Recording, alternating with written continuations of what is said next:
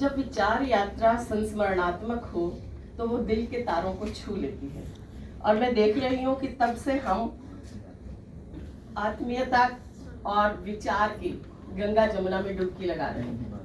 लेकिन मैं तो आलोचक हूँ, विशुद्ध विचार की बात करूंगी, तर्क की बात करूंगी, और आलोचक हूँ तो रचनाओं के दोनों पक्षों की तरफ भी ध्यान दूंगी। तो ये भूमिका इसलिए कि धैर्यपूर्वक आप एक आलोचक को सह लीजिए।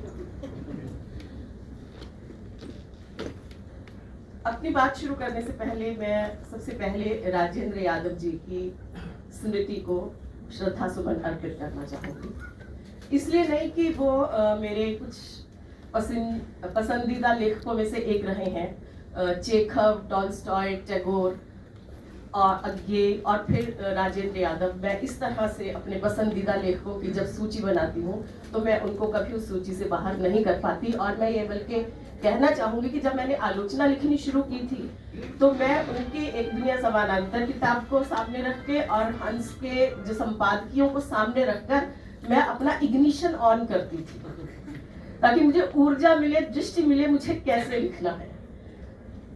अब मैं उनको श्रद्धा सुमन इसलिए भी अर्पित नहीं कर रही हूँ कि वो अपने समय से आगे चलने वाले एक बौद्धिक मशाल थे, या वो एक लोकतांत्रिक चेतना से संपन्न एक सेनानी थे, बल्कि मैं उन्हें श्रद्धा सुमन इसलिए अर्पित करना चाहती हूँ कि सदियों से हाशियाग्रस्त अस्मिताओं के अवरुद्ध स्वरों को पहली बार उन्होंने हंस जैसा एक सशक्त प्लेटफॉर्म उपलब्ध कराया, जिसकी वजह से आज हम देख रहे हैं कि दो तो बिल्कुल युवा स्वर हैं जिनकी पहली कहानी आई है। और अचरज हुआ था जब मैंने कहानियां पढ़ी और साथ में परिचय पढ़ा कि 22 वर्ष की उम्र, 26 वर्ष की उम्र, और कितनी परिपक्व कहानियां लिख रहे हैं। हम सब जानते हैं कि समाज की तरह साहित्य की दुनिया में भी अस्मितावादी स्वरों को अनदेखी करने की, उस पर चुनी हुई चुप्पियों को कायम करने की एक सुनियोजित साजिश चलती रहती है। और ये प्रचारित किया जाता है कि विमर्शवादी लेखन दरअसल मुख्य धारा से कटा फटा, खंडित, कुंठित और राजनीति से प्रेरित लेखन है। लेकिन आज के बहुलतावादी समाज की में जो क्रूर विडंबनाएं हैं और उनके भीतर ही पलती जो आकांक्षाएं और सपने हैं, उनको वास्तव में अस्मितावादी लेखन ही सतह पर सामने लेकर आ रहा है।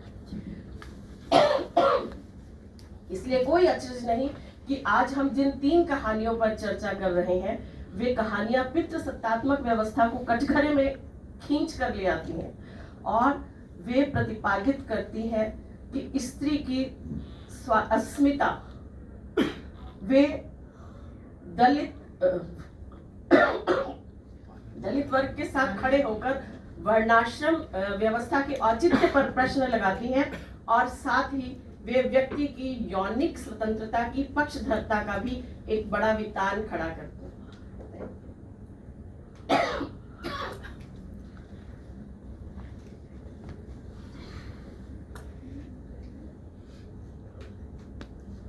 तो इन तीनों रचनाकारों को बहुत बहुत बधाई। मैं चाहती हूं मैं इन तीनों पर अलग अलग बात करूं, लेकिन बात करने लगती हूँ तो अभी मेरे सामने फिर एक प्रश्न आ गया है, और एक बड़ा यक्ष प्रश्न है जो बार बार आलोचना की भूमि में उतरते हुए आता है कि कहानी क्या है? कहानी कला है या कहानी केस स्टडी है? मैं जानती हूँ आप कहेंगे कितना सीधा सा जवाब है, ये तो सवाल ही नहीं है। कहानी तो अच्छी तरह से एक कलाकृति ही तो है, कला जो हमें आनंद देती है, कला जो हमारी संवेदनाओं का परिष्कार करती है, कला जो हमें तात्कालिक क्षुद्रताओं से मुक्त करके अपने सपनों का पीछा करने की एक प्रेरणा देती है। लेकिन जब मैं प्रेमचंद की कहानियों को पढ़ती हूँ, खासतौर पर उनकी बेहतरीन चुनिंदा कहानियां जैसे कफन हुई, शतरंज के खिलाड़ी, ठाकुर का कुआं या सदगति, मेरे लिए ये बहुत मील का पत्थर कहानियां हैं। जब मैं इन कहानियों को पढ़ती हूँ तो मैं पाती हूँ कि वहां आनंद, मुक्ति की उड़ान और परिष्कार की संभावनाएं वो नुकीले यथार्थ से टकराकर हमारे भीतर रक्तीली खून से भरी हुई व्यग्रताएं, बेचैनियों को बुनती हैं कि हमारी समाज व्यवस्थाएं इतनी क्रूर, इतनी हिंसक, इतनी मनुष्य मनुष्य की अस्मिता कातरता और विवशता के बीच, पराजय और समर्पण के बीच, हिंसा और प्रतिशोध के बीच ही दौड़ते दौड़ते हाफ जाती है। तब मेरे लिए कहानी कला न रहकर समाज व्यवस्थाओं के चरित्र को जांचने का एक बौद्धिक अभियान बन जाती है। लेकिन यही जब मैं इस निष्कर्ष पर पहुंचती हूं तो शिद्दत से मुझे ये बात भी याद आती है कि नहीं, कहानी न निबंध है, न समाज शास्त्रीय सर्वेक्षण है, वह पाठक की हृदय तंत्री को झंकृत करने वाली एक संवेदना है। तब मैं एक संयुक्त पाठ करती हूँ कि कहानी दरअसल यथार्थ की विभीषिकाओं को, विडंबनाओं को एक जीवंत सृजनात्मकता के साथ उकेरने वाली एक अप्रतिम कलात्मक विधा है, जहां गतिशीलता है, जहां समय का शिल्पकार होने का एक भाव रचना में निहित है, जहां संघर्ष है, जहां ऊर्जा है, जहां हम सबके साझे सपने भविष्य की आंच में पकते हैं। तो श्रेष्ठ कहानी का जब मैं मानदंड बनाती हूँ, निश्चित रूप से जब मैं इन कहानियों को परखूंगी तो मैं अपने कुछ प्रतिमानों, अपने कुछ मानदंडों के आधार पर ही परखूंगी। तो मेरे दृष्टि में 3 महत्वपूर्ण मानदंड यह है कि कहानी में एक्सप्लोरेशन होना चाहिए। कहानीकार स्वयं एक एक्सप्लोर करने की यात्रा पर निकलेगा, अपनी क्षुद्रताओं से, अपने वर्तमान से, अपनी तात्कालिकता से मुक्त होकर जब वह एक उड़ान लेगा, उसके साथ साथ पाठक भी उड़ेगा। और हर रचना मुक्ति की आकांक्षा है, लेकिन यह उड़ान एक्सप्लोरेशन किस चीज की है? यह एक्सप्लोरेशन मनुष्य के रूप में अपनी जड़ताओं को, अपने अंतर विरोधों और दुर्बलताओं को जांचने की भी है। यानी यह जो एक्सप्लोरेशन की यात्रा है, सबसे पहले हमारे भीतर होती है, उसके बाद समाज और समाज की व्यवस्थाओं को पहचानने का एक बोध हमें देती है, और समय समाज के साथ मनुष्य के संबंधों को जानने का एक वैचारिकता हमारे भीतर दे रही है। तो एक्सप्लोरेशन की यात्रा दरअसल संस्थाओं के, व्यक्ति के, समाज के और समय के विश्लेषण और पुनरीक्षण की एक महती विचार यात्रा है। दूसरा मानदंड यह है कि चरित्र पात्र न बने, चरित्र बनकर उभरे, और चरित्र के भीतर मनुष्यता का सत्व हो, सार तत्व गूंथा हुआ हो। मैं जब यह बात कहती हूँ तो मैं बिल्कुल नहीं कहूंगी कि चरित्रों को हातिम ताई या राम की तरह होना चाहिए। वह ओल्ड मैन एंड द सी के बूढ़े मछेरे की तरह एक असफल व्यक्ति भी हो सकता है, एक सामान्य सा व्यक्ति जो मछली को नहीं लेकर आया है, मछली के कंकाल को लेकर आया है, लेकिन हमारे सामने वह जिजीविषा का, संघर्ष का, ओज का, स्फूर्ति का और आशा का एक बहुत बड़ा वितान रचता है। यानी एक मनुष्य के भीतर छिपी संभावनाओं को, उसके सत्य को, शिव को, सौंदर्य को उकेरने वाले पात्र यदि रचना में होते हैं तो वह अपने अकिंचनता के बावजूद समय के सर्जक हो सकते हैं। और तीसरा महत्वपूर्ण मानदंड यह है कि कहानी में तनाव और द्वंद्व होना चाहिए। सघनता, तनाव और द्वंद्व की सघनता, यह 2 लक्ष्यों को पूरा करती है। सबसे पहले यह पात्रों को चरित्र बनाती है, उसमें एक औदात्य पैदा करती है, उसे लार्जर देन लाइफ बनाती है। और यह जो हम कहते हैं कि साहित्य हमें मुक्त करता है, दरअसल वह इसीलिए मुक्त करता है कि उस पात्र के माध्यम से हम अपने संघर्ष को सफल होते हुए या संघर्ष को एक दिशा देते हुए देखते हैं। सफलता असफलता बेमानी चीज है, उसके भीतर हमें आशाओं और ऊर्जा का एक अक्षय स्रोत मिलता है। और तनाव और द्वंद्व दूसरे स्तर पर यह रचना के भीतर क्रियान्विता को लेकर आता है, क्रियान्वयन। मैं यह मानती हूं कि जब तक आक्रोश है, व्यवस्था के प्रति आक्रोश होना बहुत स्वाभाविक बात है, हम सबके भीतर आक्रोश पनपता है, लेकिन जब आक्रोश वैचारिक सक्रियता से और क्रियान्वयन की सघनता से जुड़ जाता है तो वह प्रतिरोध का रूप लेता है। और जब यह वैचारिक सक्रियता और यह उसको क्रियान्वित करने की जो ऊर्जा है वह लुप्त हो जाती है तो वह प्रतिरोध दरअसल नपुंसक या नेत्रहीन अंधे प्रतिशोध का रूप लेकर हमारी अपनी ऊर्जा को ही क्षय करने लगता है। इन तीनों पैरामीटर्स पर जब मैं इन कहानियों को देखती हूँ तो मुझे यह कहानियां सफल लगती हैं, महत्वपूर्ण लगती हैं। तनाव है, द्वंद्व है, कहीं कहीं चरित्र नहीं है। और इन तीनों कहानियों को अगर मैं देखूं, एक एक पर बात करूं, तो सबसे पहले ट्विंकल रक्षिता की कहानी, एक चट्टान गिरती है खामोशी की नींद में। बहुत बातें कही जा चुकी है, इसलिए मेरा काम भी सरल हो गया है। तीनों रचनाकारों ने अपनी अपनी कहानी पर कहा, आबिद जी ने बहुत डिटेल में बात की, तो मैं सिर्फ जो चीजें मुझे लगता है कि छूट गई हैं और जिन्हें कह देना चाहिए, मैं उन्हीं चीजों को लेती हूँ। यह चाइल्ड अब्यूज की कहानी है, ट्विंकल रक्षिता की कहानी चाइल्ड अब्यूज, और इसमें थोड़ी उम्र की और फलांगे चढ़ते जाएं तो यह बलात्कार की कहानी बन जाती है। वो सब चीजें, वो सब सड़ांध, जड़ता, रुग्णता, मानसिक रुग्णता जो रोज अखबार में आती है, हम उन्हें पढ़ते हैं और एक किनारे पर रख देते हैं। यह एक ज्वलंत मुद्दा है, लेकिन शायद हम सबके सीने में आग नहीं जलती, बर्फ की सिल्लियां वहां दबी हुई हैं कि वह ज्वलंत मुद्दा भी वहां ठंडा पड़ जाता है।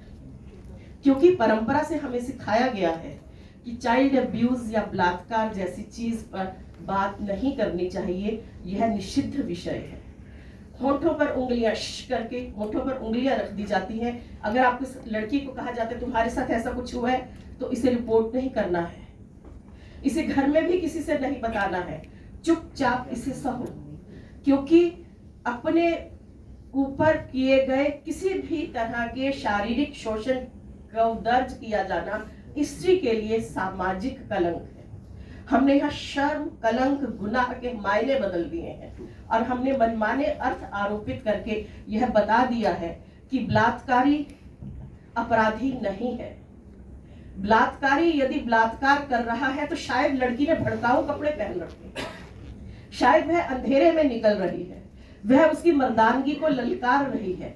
यदि आग के पास बर्फ जाएगी, कुल्फी जाएगी, तो वह पिघलेगी ही। आग का कसूर नहीं है, कसूर उस बर्फ का है, उस कुल्फी का है, ये उस घी का है, उस मक्खन का है कि वह क्यों अपनी लक्ष्मण रेखाओं का अतिक्रमण करके वहां जा रही है। ऐसा क्यों होता है? क्यों यह उल्टे अर्थ अवधारणाओं में भरे गए हैं? सिर्फ और सिर्फ इसलिए कि बलात्कारी के रूप में चिन्ह कर जिन्हें कटघरों में खड़ा किया जाता है, वे तो समाज के कर्ता है, समाज के श्रेष्ठ पुरुष है। जैसा भी आबिद जी ने बताया, हम सब जानते हैं पिछले दिनों किस तरह से बिल्किस बानो के रेपिस्टों को बाइज्जत बरी किया गया, समाज में समायोजित किया गया, वो हमारे श्रद्धा के पात्र बने क्योंकि वो ब्राह्मण है, उच्च संस्कारों के लोग हैं। हम दरअसल मनुस्मृति से ही अनुशासित हो रहे हैं। कहने को हिंदू कोड बिल हमारे यहाँ लागू है, लेकिन हम उसकी धज्जियां उड़ा रहे हैं। इसी वजह से कानून जो पोस्को कानून बना है, जो स्त्री के पक्ष में बलात्कारियों के खिलाफ, वह दरअसल छद्म है, मजाक है। मैं जब इस कहानी को पढ़ती हूँ तो मुझे लगता है कि इस कहानी में कहीं प्रभा खेतान की आत्मकथा, अन्या से अनन्या में जो प्रसंग आता है अपने भाई द्वारा यौन शोषण का, और उसके बाद प्रभा खेतान बलात्कार की विक्टिम होने के बाद किस तरह से वह डिफाइंट व्यक्तित्व के रूप में वह विकास करती है, मुझे उस विकास के चिन्ह यहाँ इस कहानी में नहीं मिले। कहानी निश्चित रूप से एक अनछुए पहलू को उभारती है, लेकिन 6 साल की लड़की 16 साल तक उस अपराध, जो उसके ऊपर जो इसको क्या कहेंगे, उसका जो शोषण अत्याचार किया गया है, उसके दंश को सहती हुई वह अपने पिता के प्रति, पुरुष समाज के प्रति घृणा तो पालती है, प्रतिशोध पालती है, लेकिन अपने प्रतिशोध को प्रतिरोध का रूप देने का उसमें एक वैचारिक औदार्य यहाँ पर, या एक वैचारिक सक्रियता मुझे इस कहानी में कमतर दिखाई पड़ रही है, जो प्रभा खेतान की अन्या से अनन्या में दिखाई पड़ती है। क्योंकि वह लड़की इतनी डिफाइंड है कि जब कॉलेज में जा रही है, युवती के रूप में ग्रो कर रही है, तो वह परंपरा को, परिवार को, उनके अनुशासनों को और लक्ष्मण रेखाओं को धता बताकर वह अपना एक नया मार्ग खोज रही है। इस कहानी को पढ़ने के बाद मुझे शुभम नेगी की कहानी पर चर्चा करनी है, परछाई कहानी। और मुझे लगा कि यह कहानी दरअसल स्त्री हो या पुरुष, सबको अपनी यौनिक स्वतंत्रता का चयन और वर्ण करने की स्वतंत्रता के लिए लिखी गई कहानी है। कि परंपरा ने जो यौनिकता के रूप निर्धारित कर दिए गए हैं, स्त्री पुरुष यौनिक संबंधों को जो समाज में स्वीकृति मिली है, क्या हम इसी ढांचे में, खांचे में ही अपने आप को फिट करें? क्या इसके बाहर अन्य रूप नहीं हो सकते हैं हमारी अपनी इच्छाओं के, हमारे अपने सपनों के और हमारी अपनी दैहिक आवश्यकताओं के? तो यह कहानी दरअसल सिर्फ भारतीय संदर्भों की ही कहानी नहीं है, इसके ऊपर मुझे पूरा का पूरा एक ग्लोबल प्रभाव दिखाई पड़ता है। एक वोक कल्चर यहाँ दिखाई पड़ रही है जो वेस्ट में बहुत ज्यादा पॉपुलर है। LGBTQ और प्राइड परेड जो हर साल पूरे विश्व में, और मैंने सुना है कि भारत के भी दिल्ली या कुछ महानगरों में भी परेड निकाली जाती है। तो वह प्राइड परेड जो LGBTQ की सेक्सुअल जो प्रेफरेंसेस की वजह से या अपनी दैहिक विन्यास की वजह से वो जो समाज से काट दिए गए हैं, उनकी सामाजिक इंक्लूसिवनेस के लिए यह एक आह्वान किया गया है। यह कहानी मुझे इसलिए बेहतर लगी कि अनछुए विषय को उठा रही है, लेकिन बिल्कुल पहली बार इस विषय को छुआ है ऐसा नहीं है। यह कहानी बहुत पहले अज्ञेय का एक उपन्यास था, नदी के द्वीप, उसमें रेखा के पति हेमेंद्र के रूप में उसे एक विलन की तरह प्रस्तुत किया गया है।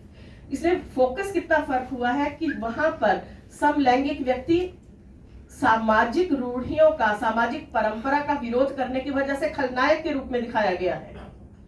लेकिन जब पंकज बिष्ट जी अपनी किताब, अपना उपन्यास लिखते हैं पंख वाली नाव, तब उसे बहुत मानवीय संदर्भों में, समाज के बीच, संस्कृति के बीच, राजनीति के बीच, आर्थिक संबंधों के बीच रखकर उस व्यक्ति को उसकी प्लाइट के साथ, उसकी विडंबनाओं के साथ और उसकी आकांक्षाओं के साथ वो देखते हैं। और इसी कहानी के लिए, इसी कहानी का एक पूरक पक्ष के रूप में मुझे याद आ रहा है इस्मत चुगताई की कहानी लिहाफ। वह भी तो समलैंगिकता का एक पाठ है, और वहां पर स्त्री की लैंगिक संबंधों को जायज ठहराते हुए या उसका चित्रण करते हुए वो दरअसल पितृसत्तात्मक व्यवस्था को कटघरे में खड़ा कर देते हैं। अब सबसे बाद गांठ कहानी पर विजयश्री तनवीर की कहानी, और 3 कहानियां, चूंकि यह पुरस्कृत कहानियां हैं और हम ये नहीं कहेंगे कि ये ऊपर नीचे 3 पायदानों पर खड़ी है, एक वृत्त में खड़ी कहानियां हैं जहां कोई पहला नहीं होता, कोई अंतिम नहीं होता। लेकिन एक पाठक के तौर पर, व्यक्ति के तौर पर, आलोचक के तौर पर मेरी प्रेफरेंस में मुझे गांठ कहानी बहुत बेहतरीन, बहुत कलात्मक और बहुत परिपक्व कहानी लगी। विषय इसका इकहरा नहीं है, यह एक साथ 3 स्तरों पर बात करती है। यह एक लड़की की कहानी है, स्त्री की कहानी है, स्त्री अस्मिता की कहानी है, जो यौन शोषण, जिसके स्वस्थ विकास पर यौन शोषण की छाया पड़ी हुई है। यह कुजात की कहानी है, यानी वर्णाश्रम व्यवस्था और दलित जीवन की विडंबनाओं की कहानी है। और यह कहानी गरीबी की कहानी है।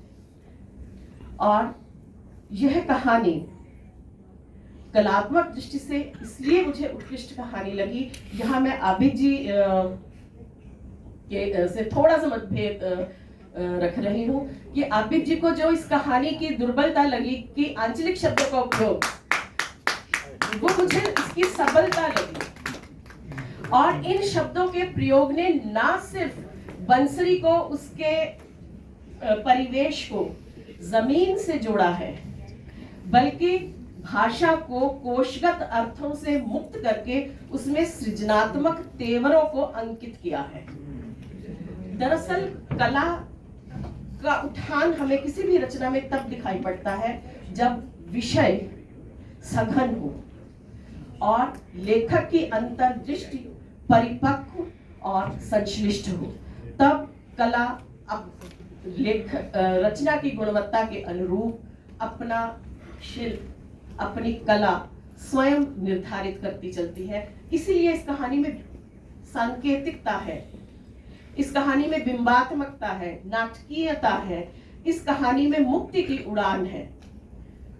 मैं यहाँ दो संदर्भों को लूंगी। एक संदर्भ के बारे में आबिद जी बता चुके हैं कि किस तरह से वनश्री बंसरी बना दी जाती है। गरीबी और कुजात, यही दो बड़े कारण हैं। माया तेरे तीन नाम परसु परसा परसराम। और हम जानते हैं कि गोदान का गोबर दरअसल गोबर तो है नहीं, वह तो गोवर्धन है। तो यह एक परंपरा रही है कि हम नीची समझी जाने वाली जातियों को उनकी औकात बताने के लिए, उन्हें यह बताने के लिए कि तुम कितना ही ऊपर उठ जाओ, तुम हो तो हमसे नीचे, हम उनसे हर चीज छीनते हैं, उनके संसाधन छीनते हैं, उनकी सांसें छीनते हैं, उनकी गरिमा छीनते हैं, सम्मान छीनते हैं, उनकी अस्मिता को छीनते हैं। तो यह धनश्री धनश्री और वनश्री वंसरी बनना, यह दरअसल एक तमाचे की तरह झनझनाकर पाठक के मुंह पर पड़ता है। और तब मुझे कैलाश वानखेड़े की कहानियां याद आती हैं। कैलाश वानखेड़े प्रतिरोध में लिखते हैं कि मेरे दलित पात्रों के नाम वह सवर्ण समाज के पात्रों के चरित्रों के ही नाम होंगे, क्योंकि नामों पर कब्जा, नामों पर कॉपीराइट किसी भी वर्ग का, किसी भी वर्ण का नहीं हो सकता है। तो यह चेतना के उसी बिंदु को आगे ले जाती है ये कहानी। और दूसरी चीज, यहाँ एक बहुत सुंदर रूपक दिया गया है सांप सीढ़ी के खेल का। हम सब बचपन में खेलते रहे हैं और हम सब जानते हैं कि छोटी छोटी सीढ़ियां चढ़कर भी यदि हम ऊपर चले जाते हैं तो 99 नंबर पर बैठा हुआ जो सांप है वो हमें जरूर काटता है और वापस दूसरे या तीसरे नंबर पर ले आता है। वह सांप, वह पितृसत्ता का, वर्णाश्रम व्यवस्था का, वह गरीबी का सांप है जो अवसर छीनता है दलित समाज से, स्त्रियों से, आदिवासी समाज से, हाशियाग्रस्त तमाम अस्मिताओं से और गरीबी का दंश झेलते सवर्ण समाजों से भी। तो यह कहानी वर्चस्व के मजबूत किलों पर सेंध लगाने की एक बहुत खूबसूरत कहानी। यह कहानी यौन शोषण की बात करती है और यह कहानी यौन शोषण से भी ज्यादा मुझे लगता है यह कहानी वनश्री से, मैं उसे बंसरी नहीं कहूंगी, मैं उसे वनश्री ही कहूंगी, यह वनश्री से पढ़ लिख कर एक प्रबुद्ध विश्लेषणात्मक वैचारिक इकाई बनने के अवसर छीनने के षड्यंत्रों की भी कहानी है कि किस तरह से वह स्कूल में पढ़ती है लेकिन मास्टर जी उसे गणित नहीं सिखाना चाह रहे हैं। वह बार बार सवर्ण समाज के दबंग राघव को उसके सामने लेकर आते हैं कि देखो तुम्हें तो हमेशा अंडा मिलता है और ये लड़का कैसे पढ़ लेता है। वह संवेदना पूर्वक, सहानुभूति पूर्वक इंटरेस्ट लेकर वनश्री को डांटने, डपटने, दुत्कारने, धिक्कारने की बजाय वह उसकी कमियों को, उसकी समस्याओं को सुनकर भी उसके भीतर गणित जैसे विषय के लिए एक रुचि पैदा कर सकते थे। लेकिन हमारी शिक्षा व्यवस्था दरअसल दलित कहे जाने वाले छात्रों के भीतर शिक्षा के प्रति अरुचि और वितृष्णा पैदा करने की ही एक संस्था बन गई है, जिसकी वजह यह है कि अभी हम अखबारों में देख रहे हैं कि विश्व भर में सर्वे हुआ है कि भारत के स्कूल, प्राइमरी स्कूल अपनी शिक्षा के घटिया परफॉर्मेंस के कारण विश्व में दूसरे नंबर पर है। तब यह कहानी, मुझे लगता है कि यह बेटी बचाओ बेटी पढ़ाओ और सर्व शिक्षा अभियान के आंदोलनों की खिल्ली उड़ाते हुए वस्तुतः दबे हुए सत्य को हमारे सामने लेकर आने वाली कहानी। तो बातें मैं बहुत कह गई हूँ और समय भी जरूरत से ज्यादा ले गई हूँ। 15 मिनट मेरे लिए नियत थे और मैं बहुत बोल गई हूँ।